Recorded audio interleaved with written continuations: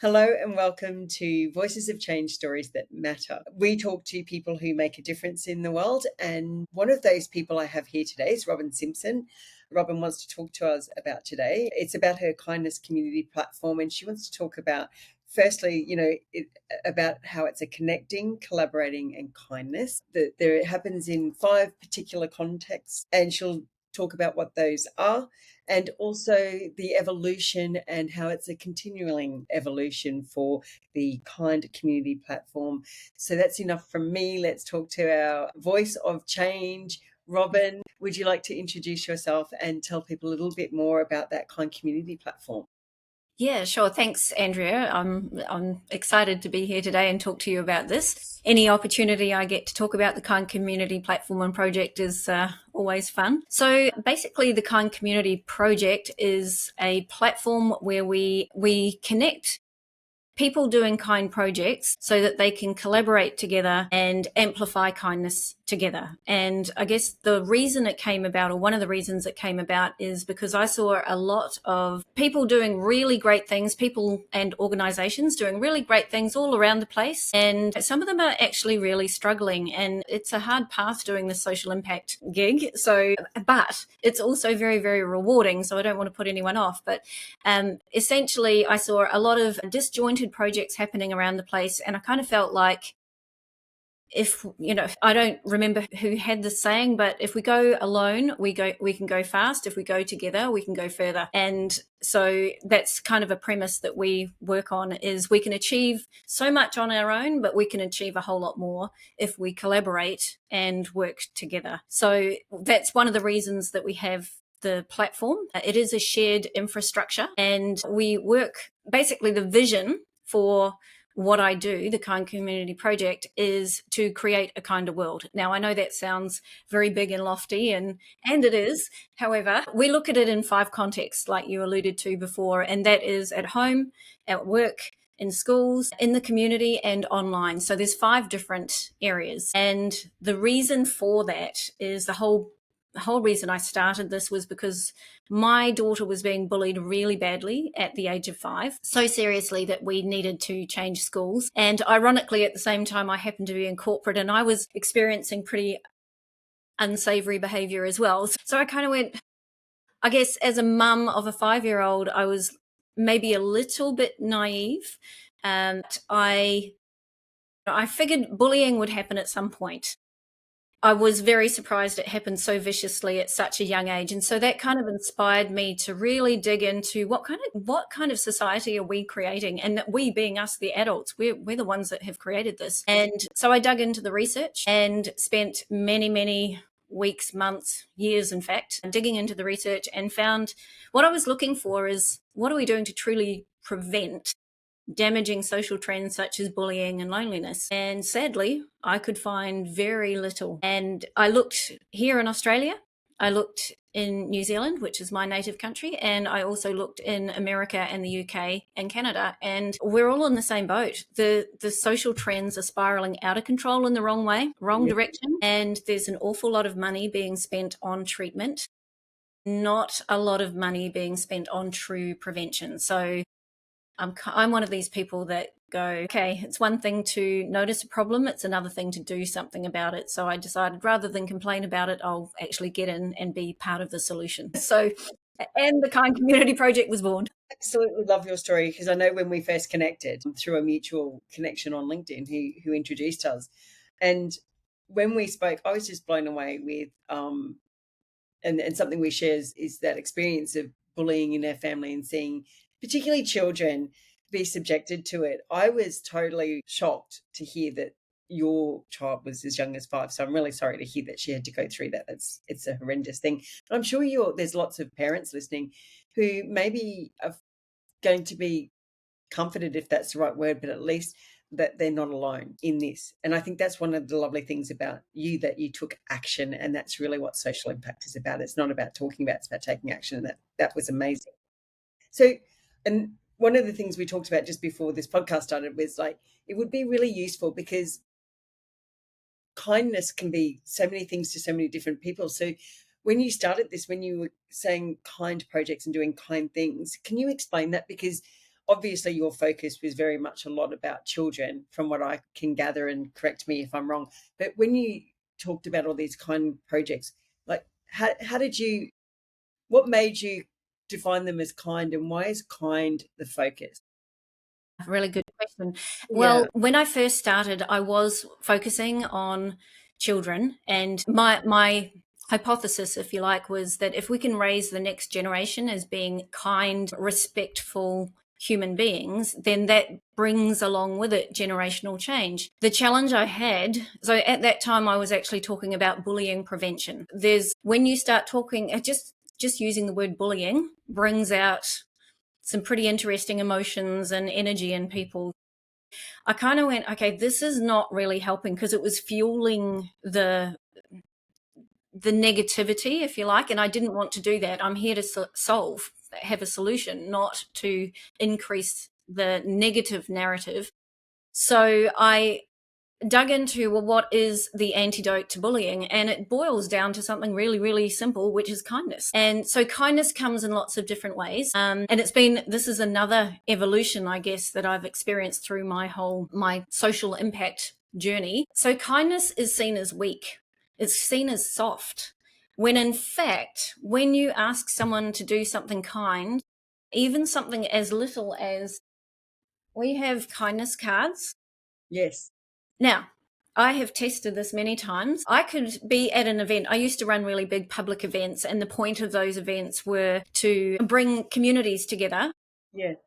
to do kind things and connect and that kind of thing. And I just have a really nice connection experience with lots of fun. And we would get people to hand out the kindness cards. Funnily enough, people needed courage to be able to walk up to someone and ask them if they would like a kindness card. Something that simple still takes courage. Now, that's just a silly little example, but it's real. And so I've kind of looked at it from many angles now and realized that there are so many times that doing the kind thing or making the kind choice requires courage. And as parents, oh my goodness, we are faced with that all the time. And even in the bullying space, if you've got a child who's being bullied, just to be able to speak up for them and support them, that takes courage. It takes courage for the child to be able to speak to their parents and let them know that something's happening. So there are so many examples of where kindness is not soft. It does take courage. It's actually a strength.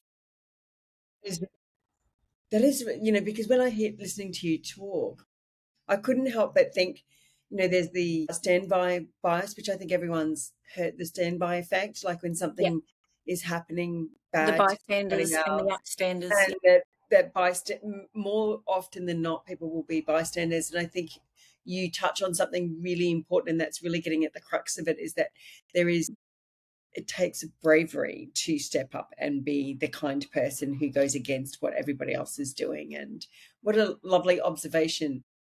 So obviously that inspired, you were astute enough to see that kindness really matters, that it's preventative. When you talked about those kindness cards, I was curious also, what was the effect on people when they actually did engage in kindness and giving kindness cards and tap into their braveness to do so? Did you find that it shifted them at all? What was the effects on people when you were able to, in a safe way, get them to sort of express their kindness, their inner kindness? Well, there's a lot of research on kindness being it's kind to the giver, the receiver, and all of the observers. So anyone who's touched by it, and research proves that an observer may be someone in the moment. So they may see me give someone a card, they may be the receiver of the card, or there could be a video that they watch later and they see that, and the effect is still the same. So it's so good for all of those people. And it's contagious. But the effect that it has, it's really kind of funny. Like, it's kind of cute how people react. Sometimes they're a little bit like, I'll have a fan of cards and I'll offer them to choose. Would you like to choose a kindness card? And the reactions are sometimes a little bit skeptical. Some of them are like, yeah, absolutely. And they take one, no problem. Others are like, do I have to pay for it? Like, no. We are a very skeptical, cynical society sometimes. Yeah. So, and then when they do read the card, there's always a smile of some sort or a giggle or I don't know, the energy changes, and it changes for the person who is giving and receiving and the people around. And so Yeah, it certainly does. It's a state change. And that state change, it's a natural thing that is just triggered by all the neurochemicals in our brain when something good happens. And there's so much neuroscience and psychology that backs up that these days. So, and that's the Kind Community Project is based on one neuroscience premise, and that is our brains can hold one thought at a time. And if that thought is kind, there's no room for nasty. So that then talks to the reason that I focus on kindness instead of the other side of it. Yes. So although we will touch on bullying or loneliness or sometimes suicide, however, we will never leave it at that. We'll always come with a solution of some sort, or a tool or a remedy or something. Yes. Yeah. I think that's really important. That was the one thing that struck me when we first were talking about your kindness project and I was trying to understand what it was you were doing, was that you very much have stumbled across it as neuroscience is doing it. It's touching on so much more. It wasn't just that you understood kindness and the effects that it has on people, but it was the fact that you understood that it's also connectedness. That there was multiple things that you can do and that it goes viral. Like just like negativity can go viral. That you, the fact that you tapped into this thing that going, well, kindness does the same. So why aren't we making that go Yeah. viral? But you've Because touched on something that we're working on at the moment like is so the Kindness Counts Awards. Now, they are about inspiring people to see kindness in action, so capture kindness in action and then share, cheer and celebrate it, because the algorithms like to feed us what we're watching, and if we're watching the negative stuff then our feeds are going to be negative. Media is actually designed to feed off the negativity bias because it keeps us sort of ingrained in watching and that kind of thing, and there's a lot of studies around that. However, and yes, that is contagious, but if we do flip it and we make it a positive narrative and we start to feed our mind and change the algorithms, like we can actually change our algorithms in our social feeds just simply by what we choose to watch, what we choose to look at, what we choose to spend time on, etc. And ironically, when I first started the Kind Community Project, it started as a Kind Mind content platform. So it was like an alternative to social media, but without doom scrolling. It was more about feeding your mind with kind content and surrounding yourself with kind people. yes. So that was evolution one. Yeah. It's gone a long way since then. I figured that I could make more impact if I open the doors to other people using the platform to host their kind projects, as well as us hosting kind projects and leading them and inviting others to join in. And the Kindness Counts Awards is one of those examples. It's an example of what I call an open collab, where I'm running it.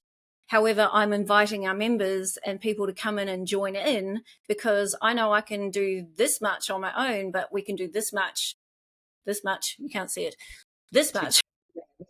We can certainly anything done collectively will have a broader reach, deeper Bigger effect. impact. Yeah. Yeah, for sure. And getting to the definition of kindness, because I know that it's you're talking about real true kindness, and I'm saying this in kind of intentional because it's not about giving it lip service and it's not about signaling it. You're talking about kindness in action. And I love the fact that you use that, like giving examples of what kindness looks like and role modeling and actually doing it. Because I think that's something that you've done that's a really profound shift. Because I think there's a lot of people who think that especially with social media, I guess it kind of promotes this idea where you can just post something nice, a little quote or something, or even giving to a charity, which I'm not saying that it's bad, but that is not the same as actually embodying a kindness that you're speaking of, if I'm understanding it correctly. Yours is really about Correct.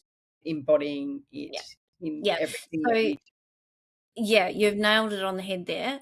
So we are all about inspiring people to build the positivity bias rather than the negativity bias, and embodying kindness. So bringing it on and embedding it as a value, a lived value. So that whether that's at home or personally, or really living kindness as a living value is very different to just doing a post or just doing a donation or something like that. And yes, they're all great, but if you really want to make impact, it needs to be a way of who you are being constantly. And so what we do in the Kind Community Project, part of it, we actually have courses that help people build those daily kindness habits, or some of the content in the share and chat space, which is our main community space, that's designed for people to get that little adrenaline hit or the dopamine hit or serotonin or whatever it is that they're after.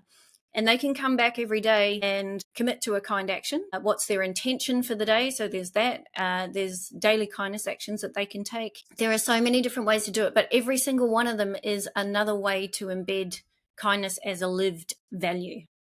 And you nailed it before. The point of that is that we are the role models. Our children do what we do. Not what we say necessarily, but they do what we do. So we need to be modeling kindness if we want them to become kind people. Yeah, I really love that, because if you're going to break cycles, and I love your generational view of it, like the real understanding that, it has to start with kind of us. And I know that when we're having discussions, when you're telling me about your experiences, and this is related to the context, and one of those is schools. And I think a lot of projects have, when they're trying to address bullying, certainly go into schools. What was your experience with that? Like, obviously, the approach you take is very different than other bullying programs. So, what was your experience with that, and how have you found that process? And do you have a vision for how schools can be a better conduit towards providing that kind environment? Well, that's a very big question. Big question. Big question. I'm just going to take a drink of Anyone's water got on this one. If anyone's got an answer for that, I think you will have put your mind to this, because it's something you're very passionate about. Yeah. So, to answer your question around the school side of things, this is Boo, our Tude dude. So this is a book that I wrote with my daughter when she was 5 and she was being bullied. And we just one day, I was sitting with her one night, she was very upset, and we were talking through some things. And for whatever reason, my brain works in rhyme. So Nice work. I don't know why. So I wrote this book with her, actually, and everything in it is rhyming. And now, obviously, it's for that, it's age appropriate for anywhere from 3 years old to about 7 years old. So that's where Choose the Tude, which is my business, that got me back into this whole, how do I start to help teachers, educators, carers, and parents raise happy little children. And Boo is the Tude dude. So Boo has 32 different attitudes / emotions. And so, yes, it's social and emotional learning. Now, I took that to schools, and we've got a whole lot of, we've got Tude cards, we've got bingo games, we've got all sorts of different ways. We've got Tude charts to help them learn how to flip from feeling bad to feeling good, etc., and building up the positive synapses and the neural pathways, all based on neuroscience. So I took it to schools and found that it was incredibly hard to get in for many reasons. One is that they're very overloaded and so did not want to put another thing on their agenda. Another was that they felt like they had that handled. Now, some do, maybe. If we look at the stats, this is 4 years on, we look at the stats and they're still spiraling out of control. So we are still not getting it right. So that's one. So that was my experience with the schools, right? So what I decided instead was I wasn't making enough impact that way. I wasn't getting enough uptake. So I thought, okay, well, where can I make some more impact? And I decided, right, if I can't do it with teachers and educators and parents, I will go to workplaces where there are concentrated groups of adults who are the role models for the children. And we need it as much as everyone else does, because, oh my goodness, I've seen inside some pretty toxic work environments. So we have programs for work culture as well, but they all start with personal responsibility and choosing your personal attitude and taking responsibility for how you show up in the world. interestingly enough, the same technique I use with, and I used it with my kids all the way through, still do today. The same technique I use with my kids when they were 3 and 4 years old, I use with adults, and it works just as well. That is such a, like, just everything you said there. Like when we first talked, it was incredible to me that, and I can see all the reasons that you pointed out, that schools are overwhelmed, that there's maybe not enough teachers, systemic issues, all the rest of it. But it seems to me that children are definitely struggling, and unless the adults, which you know, put a fine point on, take that responsibility on and become the role models, then the fact that you were able to identify that as that, you know, if I can't get in at the kids, then if I can get to the adults and let it filter down that they can be the role models, I think that's amazing, because that is that intergenerational thing. Because like you rightly point out, if we can have kids that are healthier, happier, and have a mindset that is, I bring kindness into any situation, even negative ones or challenging ones or difficult ones, that if I lead with kindness, then their children will role model that. So that is absolutely beautiful. And I was wondering if, you know, we, with the schools, is this something that I think that, and this is me putting on my social impact hat and just sort of going, you know, is this something that needs advocacy at the, do you take an advocacy role in terms of with the Department of Education, things like that? Are like, is it something that can be um, put into a curriculum, do you think? Like, is this the kind of thing that you see as a, I would love it to be yeah, a part of the national curriculum, global curriculum, if there was such a thing.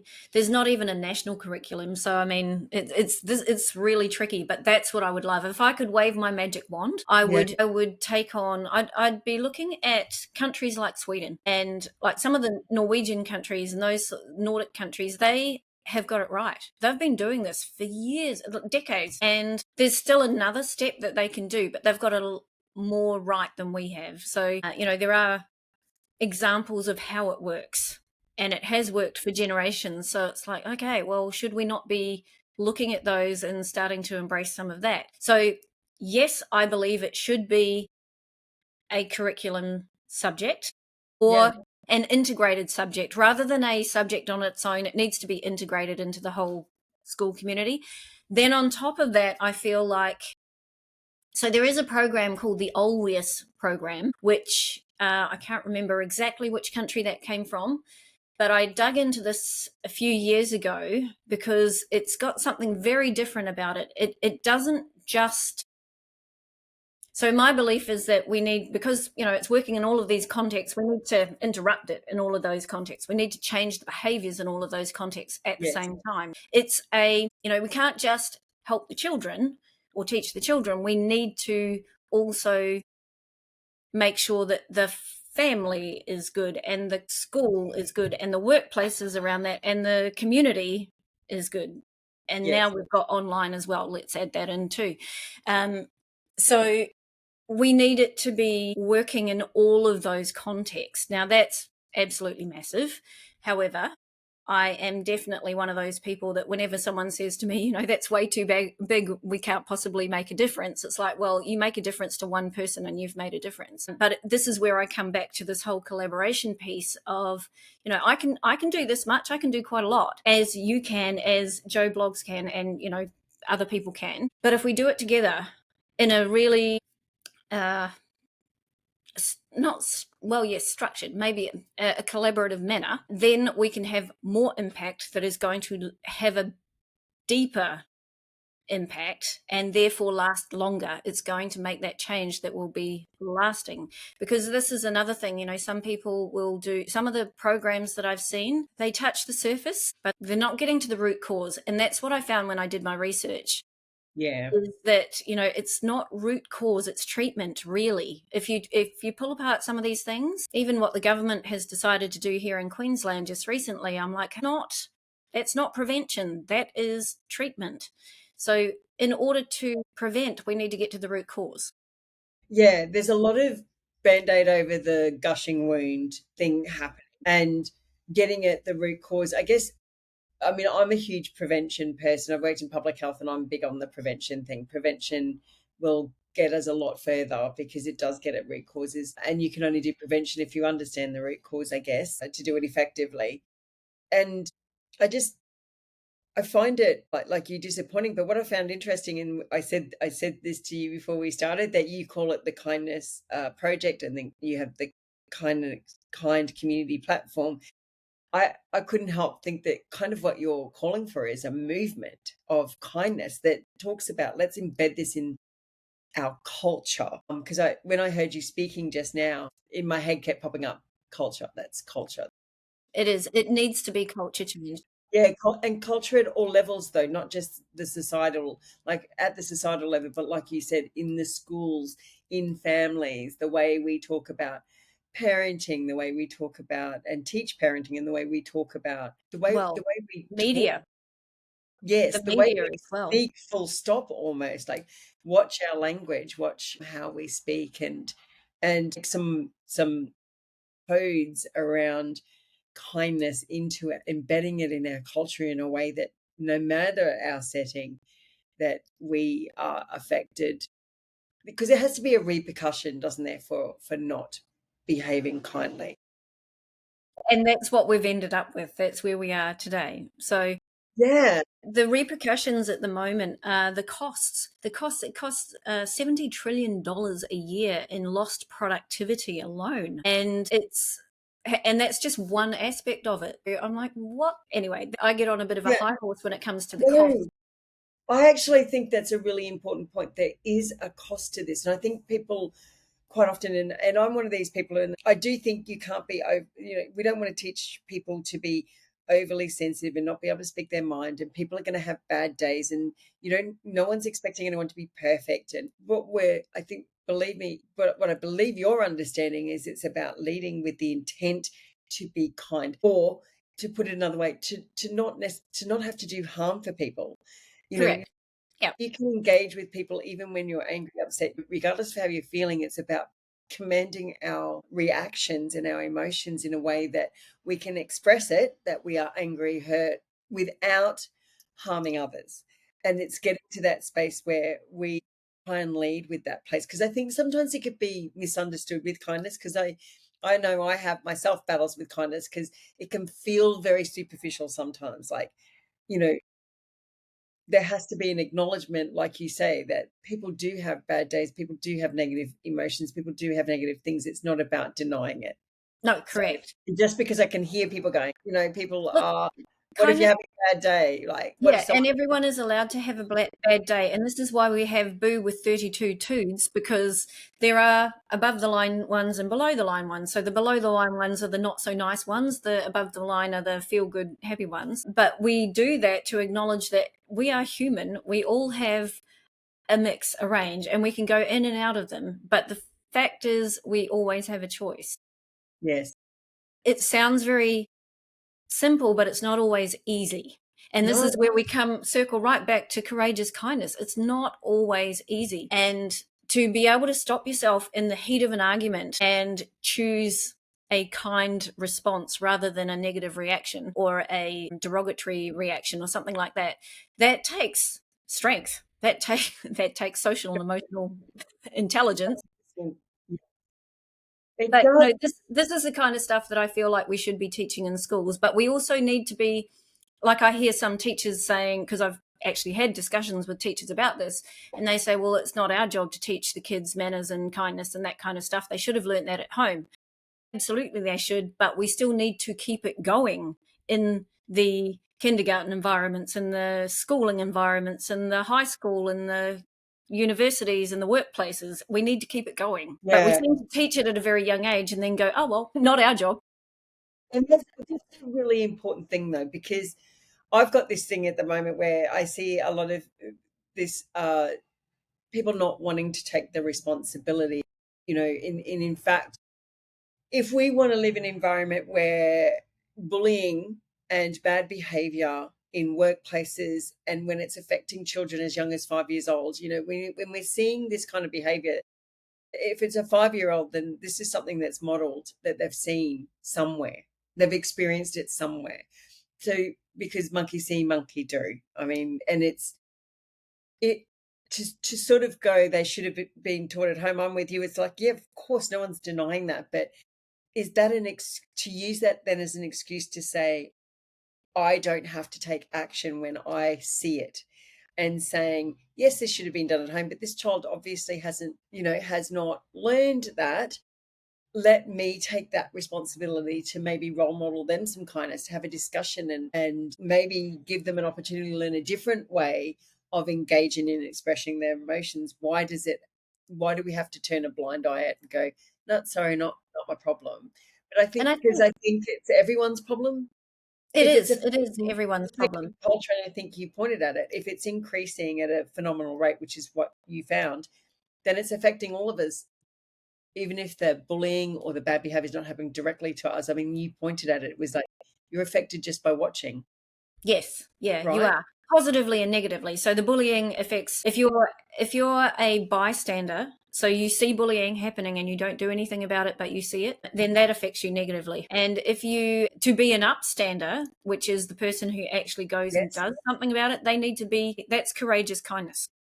That and then there are scenarios, so I'm not advocating that everyone needs to step into everyone else's fights or anything like that. I'm definitely not saying that. There is an element of self kindness. So you need to make sure that you're safe to do that. And if you're Yes. not safe, then you don't do that. You go and find someone else who is able to do that. And Yes. I've seen this in playgrounds. I've seen this with adults in playgrounds. It's like, oh my goodness. And here we are. There's a scenario where there were two adults arguing and getting quite out of control. And here I am. I work in the kindness space. I know what to do. My kids were quite little at the time, and they were saying, "Oh, Mum, you need to go and stop it." But I could tell the guy that was upset was his amygdala had shut down, and he was in fight and flight, and he was in fight mode. And there's no way I would have been safe to go in and interrupt that. But what I Yeah. could do is get a police person. And so, and it was a situation that needed that. So, rather than do nothing, I don't have to put myself in danger. I can still do something. That's a really important message, because I think that gets missed. It's not I do or I don't. There's multiple ways you can help, and it's about assessing it and staying safe. That is really important. You mentioned something else that was really interesting when you were talking before, and we talked about it when I first met you, was the above the line and the below the line, and the games that you have developed and the tools that you've developed. I'd love to talk about those tools if you don't mind, because the listeners, I'm sure there are a lot of parents and people with kids in their lives, or even adults who are probably wanting strategies and ways that they might be able to help themselves. And would you like to talk through a little bit about that game? And we can include a link to your platform, the Kind Community platform, but also your books and your tools for people who are parents who might want to adopt some of the things. But would you mind explaining to our listeners what you mean by above and below, and what it is that it actually teaches and why it's important? Yeah, sure. So basically, it's a way of. So I needed a way to teach my children. So I started with my kids. A way to make feelings and emotions visible. And I Yeah. don't actually have the charts on my desk, otherwise I would show you. But basically, I called it a Tude chart. Really simple piece of paper, line about 2/3 of the way down the page. And there's a reason for that. That is science based. The line indicates below the line is a negatively charged feeling, emotion, attitude, whatever. Above the line is a positively charged feeling, emotion, attitude. And so, because feelings, emotions, those sorts of things, some of them can be very invisible Yes. to people outside. And also for children, it's really hard for them to understand what's going on. Like they feel it, but they don't necessarily know how to name it. So Yes. I created the chart, and then with the 32 boos, I had little sticker books made up, and that had some of the below the line tudes and some of the above the line tudes. And the whole point there was to explain to the kids that it's okay to feel all the feels, all the big feels, all the little feels. That's okay. Yeah. If you happen to be feeling below the line, like the negatively charged things, you have a choice. You can notice it. So that's the first thing, is awareness. You can't do anything if you're not aware. So you notice it first. you name it. And so, they'd look through the little sticker book and go, oh, actually, I'm feeling really sad. So I'd say to them, take the sticker, put it below the line because that's where it belongs. That one, we'd have a little talk about, does that feel good or not so good? And they'd say, no, it feels bad. So it's like under the line then. Okay, cool. All right. So it's under the line. Would you like to feel above the line? And they're like, yes, I would love to do that. Okay, so you flip it over and you ask them, you guide them through it. And depending on how old they are, some of them will know what opposites are. Others won't understand that word. So you might, you guide them as age appropriate. And so basically ask them what the opposite is, or what would you like to be feeling instead? And they might go excited or happy, and there's no right or wrong. So it's not technically an opposite necessarily, because sometimes that doesn't exist, or if it does, it might not be in our 32. So they then get to look through the tudes again and choose one or two or five or whatever. Kids get creative, they don't have to stick to one. So then they go and put that above the line, and they put their booze above the line. And then you walk through a little process with them around, okay, so when was the last time you felt happy, if happy is the one they chose? And they'll talk to you about it. So what you're doing is you're distracting, you're basically changing their state by talking to them about the positive. And then you want to get them to talk about, well, who were you with? What were you doing? Could you hear anything? Were you eating anything? Was there other people? Where were you located? All these different sensory things, because all of those things are bringing back the memory, which starts to build up the synapses back in the brain. So what we're trying to do is make the negative synapses weaker and the positive synapses stronger. Now, this is all based on neuroscience, and it is proven. And basically, the thing here is that as a parent or a carer or an educator, if you do this repetitively with kids, over time, they get to do it themselves. They'll do it themselves. And so now, talk about an adult. Adults can do it just like that, but they need to be taught how to do it. And once they've done it, then, as long as they are committed to being aware of what they're feeling, that's the key. If you're not aware of it, then you can't choose to change it. So it's very, very simple. And look, any parents that are listening, I would say if you've got little wee kids, start now. That's all right. So I've got a little treat. This is what I did with my kids when they were little, and I don't know if you're going to be able to hear this, but so that's my son. This is a button that you can record, and that's my son saying someone needs to choose their tude. And so it's not me, it's my kids. And so if someone is doing something that's, their tude needs to be chosen, we just hit the button and instantly it snaps them out of it, or they go, okay. Love that. It's interrupting the negative. It's an actual physical interruption. And I know, but It is a pattern interrupt. Yep. Yeah, I personally am extremely excited about what neuroscience has been finding, and I've been tracking it for a while. And the reason I find it exciting, and we see it in society, but mental health issues, and I see it in my family, but I also see it increasingly just being, the amount of people who now suffer the depression, the anxiety, it's through the roof. And neuroscience offers a way forward. And it's discovered that even as adults, you can change your brain neuro pathways. And what you described then, it's just a perfect, to me, I can only imagine parents listening who are struggling. Like you say, it's not easy, it's repetitive, it takes a commitment to do it. But to know that there is something that actually works and is rooted in neuroscience, and that you can change patterns. Yeah. And particularly with little ones, like you say, particularly the little ones. And look, I've found that, because I've been doing it for so long with my kids, and they're now 12 and 10, nearly 13, nearly 11. And I'm hoping it's some sort of insurance for the teenage years. Wishful thinking. But we do have this common language, and it's about choosing your tude. And I still use that with them. Funnily enough, they use it on us too. So they use it on their dad and I. So, it's working when they can teach you back again. So just, a little note of warning for anyone doing this: if you're doing it with kids, it will come back to you, and you will need to choose your tune. You know they've understood it. Yourself, right? Because the kids will be at you. Yeah. Mm-hmm. But that's where we need to role model. It's not just what we say; it's what we do as well. So it all comes full circle. Yeah. Well, I'll definitely like what I love about that is you've lived it. So you've lived not just the experience of having to deal with a child coming home and at such a young age, but dealing with a child who has been, subjected to bullying behavior. And I think there's a lot of adults who've gone, yeah, they've got kids that are in that situation. I would say maybe your child is the bullier because even they can benefit from this because it's just because they haven't learned how to manage their emotions, is essentially what you're saying. That is something that can be taught in a fun way. Because Yeah, I love it the way can be.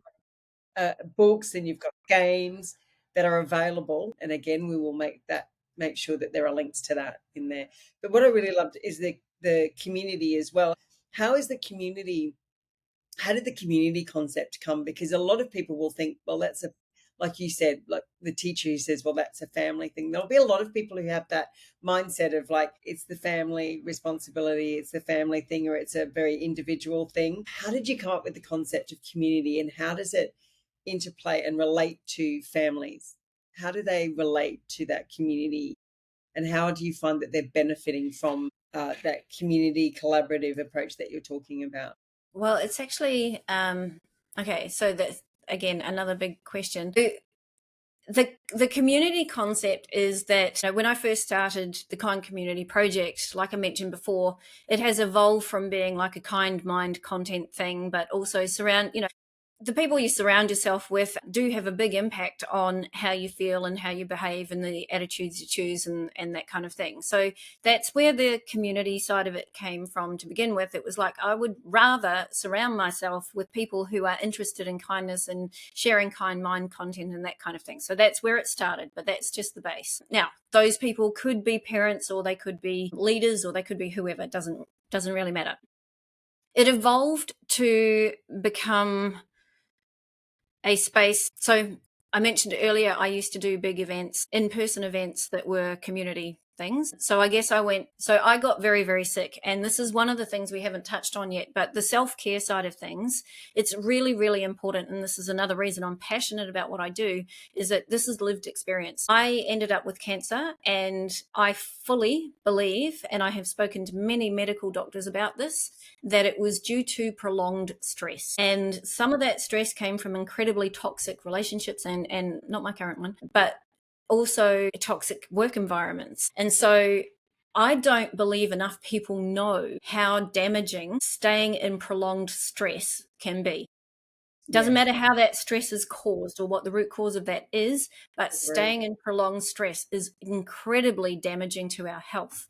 And so when not long after I started the Kind Community Project, and I'd done a few events, and I was about to do a really big summit called Raising Happy Humans, and I was about to put the deposit on a very large venue for this conference, a 2-day conference, and I got my diagnosis, and it's like, well, I'm not doing that event then. And so I stopped it. But then what I wasn't prepared for was how much of an impact that diagnosis was going to have on our family for so long. Like I did not realize it was going to be such an impact for so long. I mean, you might go, how stupid, you've got cancer. But in my case, thankfully, I was able to have that piece of my body removed. However, the impact on our family and my ability to work was incredible. And a lot of people that haven't experienced it would have no idea of the financial impact and all of those other things, like the energy. It took me nearly 2 years to get back to feeling kind of normal. I'm still not normal in many ways, but in the energy level ways, I'm still not 100%. So it's like, okay, well, if I can't do those events anymore, which I couldn't because I couldn't even, get out of bed Yeah, some days. of course. What can I do? So coming back to the community aspect of this, I went, okay, I can do this online stuff. I can create this virtual community and I can help others to do the same. So I've got the platform, I've got the experience, I'm incurring the costs to do this and have the tools and knowledge, going back to what we started right at the beginning with all these organizations doing things all over the place, they need the community, but they haven't got the tools or the resources to do it or the experience. I've got it, so I opened the door to them. And so I brought in that kind of community. So it's less about saying it's for families or anything like that. Sure, parents can come in, no problem at all. But it's more about people who want to work on kind projects and increase kindness at home, at work, and schools, in the community, and online. Then let's come together and do those projects together. And here is the platform to do it in. And here is a community that's willing to collaborate. Wow. I mean, what you do blows me away, because here you are, a 5-year-old daughter, which first gets you started, but then you get hit with a very serious illness, and your response is to think how you can keep this going and give others at a time when, clearly you needed all the energy you could to get well, which thankfully you are recovered, and I'm sure that your energy will continue to improve over time. So, but thank you for sharing that story. The reason I wanted to highlight that is to say thank you, because it could have been, it's again that kindness in action that you are demonstrating to people. Oh, thank you. You must have had a lot of negative emotions, but you chose to lean in Mm. to the positive and to the thing, something that you're obviously very passionate about. It's another example of the kind Or mind, the strength of the kind mind and kind mind content, and surrounding yourself with kind people. Because I could have gone into a very deep, dark hole. And yes, yeah, not every day was sunshine and butterflies or anything like that by any stretch of the imagination. But to some yeah, degree, just having, like, part of it was probably a little bit of therapy for me, just keeping it going while I could. But what that did was it then just strengthened my resolve to go, because the bullying hasn't stopped either. So it's happened on several occasions, and I see it in other people's workplaces and things like that. So I'm like, well, there's so much work still to do. I'll go back to, I can't do it on my own, but I can do it with other people, and we can make an impact. It's just how big an impact can we make when we do it together, and that's what drives me, I guess, for the kind yeah. community. I mean, that's come across very loud and clear. I when I met you and heard your story, I knew I had to have you on the podcast, because this is exactly the kinds of things I want to highlight. You don't have to be a social scientist. You don't have to be. You just have to see a problem and want to solve it, and have the commitment and the drive and the determination to connect with others who feel the same, who care about the same thing, who want to do good in this world. And you definitely are. And you are a beacon of light to people who can just show how much one person can do, because I'm sure you've helped a lot of people. If you've got a community online and you've got all those resources, then you've touched beyond what is just in your immediate circle, and you've, through sheer will, found ways to touch the lives of people who need support, because they, like you, don't want to see and live in a world that is dominated by bad behaviors, by bullying, whether it be bullying or anything else. We want to live in a world where we lead with kindness, even when things aren't going well, particularly when things aren't going well. And I think anyone listening today knows that it's not just about words, because you certainly didn't just speak it, you lived it. Oh yeah. So And look, absolutely thank you for that, because you thank you. I appreciate that. And it's, one of the key things that I would say to anyone working in the social impact space is, don't do it alone. no, Collaborate, or have a group around you that are there to support you, because there are days where it's really hard and you question, what the heck am I doing? Why? But I always come back to the why. And that is, there's another tip, actually. Have a really strong why. yeah, The strength of that why is the thing that's going to get you through those bad days, but also having people that you can bounce ideas off, because there are a lot of social entrepreneurs that are individual, they're solo entrepreneurs as well, and that can be a lonely journey. So yes, what I'm saying is, you don't have to do it alone. You don't have to be alone to do no, this, and I don't think you should. no, and that's a really good message as well, because I'm sure that there are there are parents or even individuals, whether they be in, like you say, whether it be an adult in a workplace, who's feeling very alone in what they're experiencing, or single parents, which we're seeing, unfortunately, they do an amazing job, but it must be very lonely. And this community is a gift to be able to, a gift to people like that at a time where they might be feeling very lonely. So I guess that message is another beautiful one that's intrinsic in what it is you're doing. And I still stand by the fact that it sounds a lot more like a movement to me that you're Thank you. creating. And it's an exciting one, and I think a very, very necessary one. Thank you. I it was lovely to be introduced to you, and I'm so grateful that you came on here. And before we wrap it up, because I'm conscious of your time, you've been very generous. Is there anything that we didn't touch on that you'd really like to touch on? I think we did talk about the connecting, the collaboration. We talked about the 5 contexts, the evolution. Was there anything that you'd like to add that you'd like the audience to know? No, I just think choose kindness, lead with kindness, choose kindness, because if we're doing that collectively, the more embed it as a value in the way that you live, and then we will together, even if we never cross paths per se, together we will be raising a generation, that generational change will come because of the way that we're being and the people that we're being. So I think, stop the doom scrolling. If you're doing it, please stop that, and maybe choose kind mind content instead. Robyn, that's such great way to end. So Robyn is from Choose the Tude, which is the organization, but the platform is Kind Community Platform. And I will make sure that we have links to that in the comments, but also to the resources that you have developed for those who may be interested in adopting them and using them. And please, I encourage you, if you're feeling lonely, if you're feeling like this is something you need support for, join that Kind Community Platform and know that you're not alone. Because Robyn's made sure you're not. Just one little tweak there. It's the Kind Community Project. Sorry. So any time it comes up in a URL or something, it'll be Kind Community Project. Kind Community Project. Look out for that and join up. Thank you very much, Robyn. Thanks for your time, Andrea. I really appreciate it.